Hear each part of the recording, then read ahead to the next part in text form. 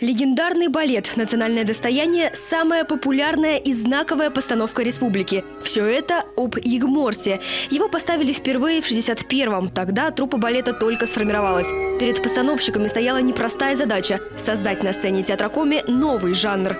Пару месяцев плодотворной работы, и результат превзошел все ожидания. На всероссийском смотре спектакля в 1961 году постановка получила диплом первой степени.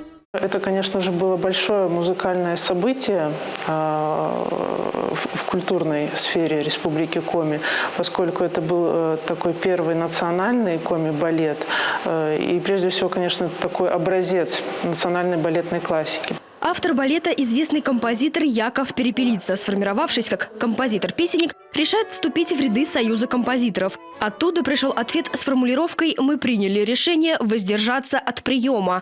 Багажа из песен, как оказалось, недостаточно. Нужны масштабные произведения. Маэстро пишет Егморт. Ему было немногим больше 30. Он был достаточно еще, как композитор, наивен. У него песни действительно дышат такой простотой, естественностью. Представляете, он украинец по национальности, и при этом он первый язык, который знал, был коми-язык. И вот мелодика языка в него вошла. Танцевальные и напевные мелодии, элементы фольклора, точные и яркие музыкальные характеристики героев. Все это отражено в музыке, в хореографии, в костюмах. Национальный колорит также присутствовал. По воспоминаниям зрителей, особое внимание в первой редакции балета было уделено и гриму. Например, около глаза Егморта были нанесены красные блески. Сделано это было для того, чтобы образ получился мистическим и немножечко устрашающим. Постоянные аншлаги и повторные просмотры. За 3 года балет «Егморт» показали 100 раз. Постановку зрители полюбили, кричали «Браво!» в Москве, Ленинграде и других городах страны. Вдруг люди, пришедшие в театр, увидели свое. Вот они, что-то у них какой-то отклик нашло в сердце. Вот. Ну и дальше вот эта любовь передавалась из поколения в поколение. Я читал статистику. Слушайте, каждый театр был все время полон. Когда Егморт, на Онегин столько не ходили, на Русалку не ходили. А на Егморт ходили все время, потому что было что-то свое. Вот эта сказка была полна очарования.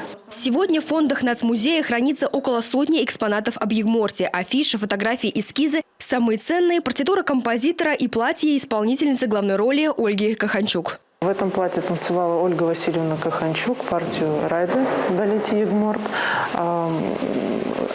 Платье очень такое простенькое, конечно же, отличается от балетных пачек, без которой невозможно представить балерин. Но, тем не менее, в течение всего спектакля она в этом платье танцует. Художником балета был Василий Игнатов. Он как раз-таки проработал вот этот фольклорный материал, что, несомненно, нашло отражение и в декорациях, и в костюмах главных героев. Да и сам знаковый балет за 60 лет претерпел изменения. Была и 2-я редакция, и 3-я, и 4-я. К столетию республики подготовили 5-ю юбилейную.